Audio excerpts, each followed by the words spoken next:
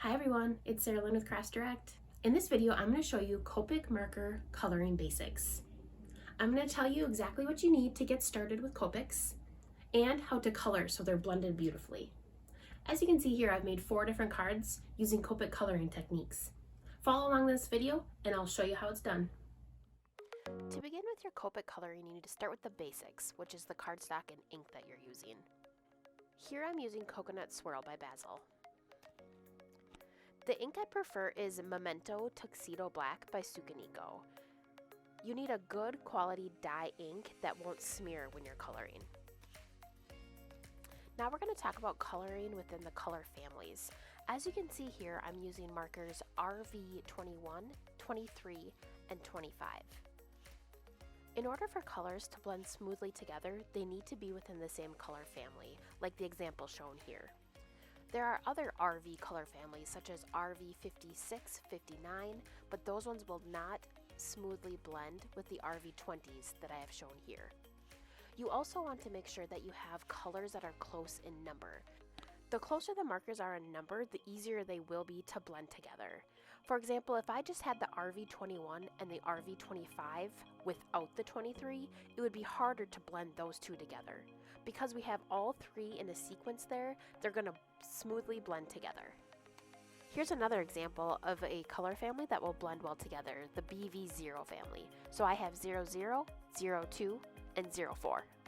Here's an example of what the RV family looks like all colored out. As you can see, I colored them separately, and then what they look like all blended together. Now I'm going to start playing with blending. Here I have markers Y11, Y13, and Y15. I'm going to start by coloring a section of my paper with Y11, the lightest shade of the color family I'm using.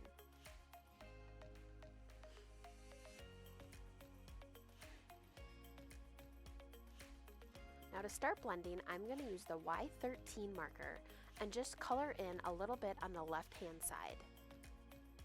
When I'm coloring a wider open space like this, see how I kind of use a flicking motion towards the lighter side? It makes blending it a little bit easier. Once I have the Y13 colored in on the left side, I'm going to go back again with my Y11 marker and start to color in between the two colors, in between the Y11 and the Y13 that you just colored. Going over it with the Y11 smooths out the in-between area. Now I'm going to use the darkest shade of yellow I have, the Y15 on the left-hand side. I'm coloring in just a little bit on the left-hand side and doing the flicking motion again. Next I'm going to go back with the Y13 marker again and color in between the Y15 and the Y13 that we've previously colored. It's going to smooth out the transition between those two colors. By going back and using the lighter shade of each color family, it's making a smoother blending transition, so the color easily goes from the lightest to the darkest, as you can see here. Okay, now let's start coloring a stamped image. I stamped this flower image onto my Basil white cardstock using the Tuxedo Black Memento ink. Especially when you're first starting out coloring, it's nice to have a stamp image that's nice and wide open, so it gives you plenty of room to play around with your blending technique. It's also worth mentioning that Crafts Direct carries the Copic sketch style of marker, which is the most popular for card makers. The sketch marker has a brush tip on one end and a chisel end on the other. I use the brush tip all the time and very rarely ever use the chisel. To color in the flowers, I'm using the V0 color family, V01, V04, and V05. I'm going to start by coloring the whole flower petals with the V01 marker.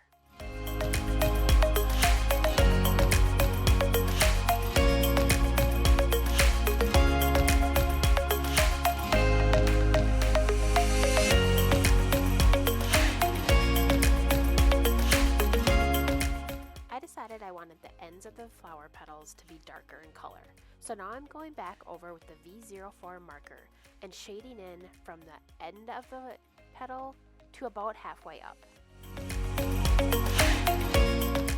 Here I'm coloring in a slight circular motion to make sure that my ink gets applied evenly. I'm going to keep coloring the ends of all the petals of my big flower.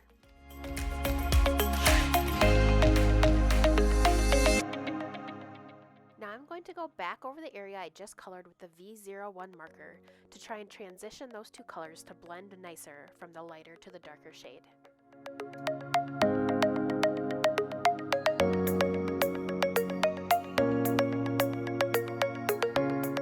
Now I'm going to add the darkest shade of purple to the very tips of the flower, V05.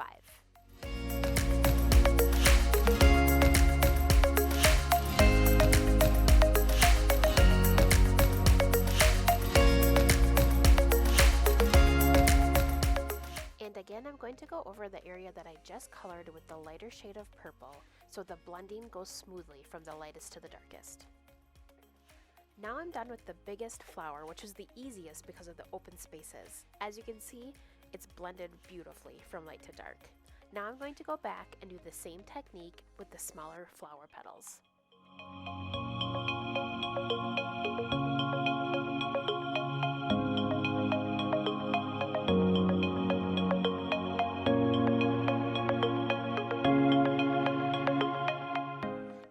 To color the flower leaves with the YG95 and YG97 markers.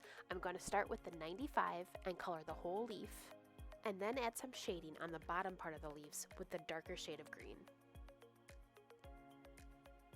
And just like before, I'm going to go over the previously colored green areas with the lightest shade of green so that the colors transition smoothly from light to dark.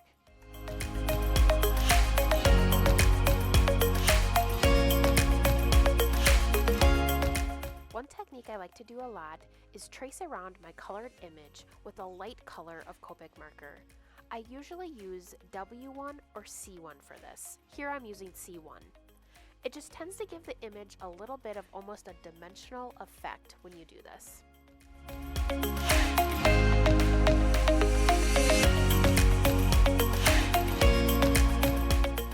Now I'm going to talk briefly about the 0 marker, which Copic has named the Colorless Blender. I've always thought that name was kind of silly because it doesn't blend color at all, it actually takes color away. I'm going to show you a couple examples here. Here I just applied some teal color to the cardstock, and I'm going to show you what happens when you apply a little bit of the Colorless Blender onto it.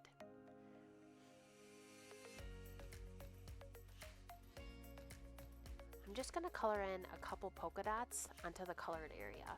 You'll actually begin to see the Colorless Blender lifts ink away from the cardstock.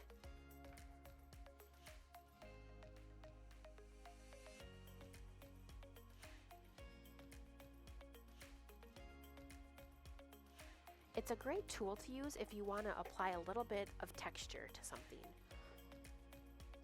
For example, a little furry animal, or even making polka dots onto a balloon. It's also a great tool to have if you accidentally color over a line. I'm going to show you an example of that here. It doesn't work for big mistakes, but if you just have a little bit of color over a line, you can kind of use that colorless blender to push the ink back inside the image. It may take a little bit of time for the color to disappear, so I tend to use the colorless blender, let it sit for a minute, come back and do it again. As you can see in this example here, using the colorless blender to fix this little mistake is working great. Some of my favorite things to color with Copic markers are lawn fawn characters. They're always super cute and have an open image, so they're perfect for coloring. The images do tend to be smaller, so once you've practiced a bit with a more open image, I think you're ready for the smaller ones. I'm going to color in this cute dinosaur's whole body with the lightest green shown here. Then I'm going to use the darker green and shade in the lower half of his body. I'm going to use the same technique with the little chick and yellow markers.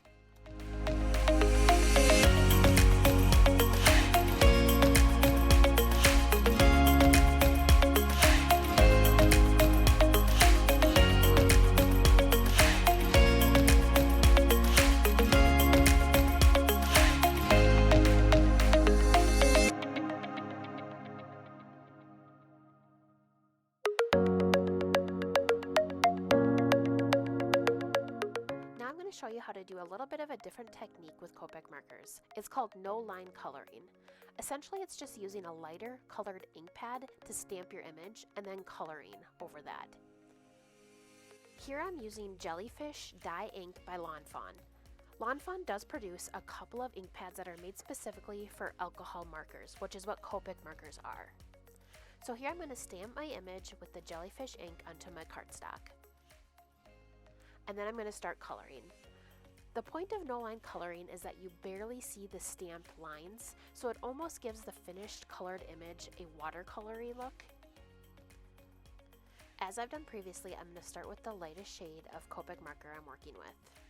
And I kind of trace around the stamped image with the lightest color to see the area I'm working with.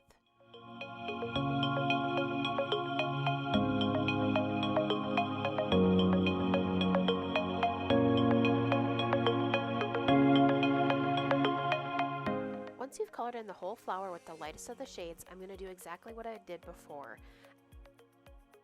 I'm going to use the darker color and shade in the ends of the flower petals. Then I'll go back over with the lighter of the two shades to blend the two together. I'm going to do the same thing to the very tips of the flowers with the darkest marker. Once the big flower is colored in, I'm going to go back over and do the same techniques with the smaller two flowers. One trick with no line coloring is sometimes you have to be a little more strategic as to where you shade in the darker colors. For example, with the smaller flowers, I'm going to shade in the darker colors along the edge. This will give the petals some separation so it doesn't look like one big blob of petal.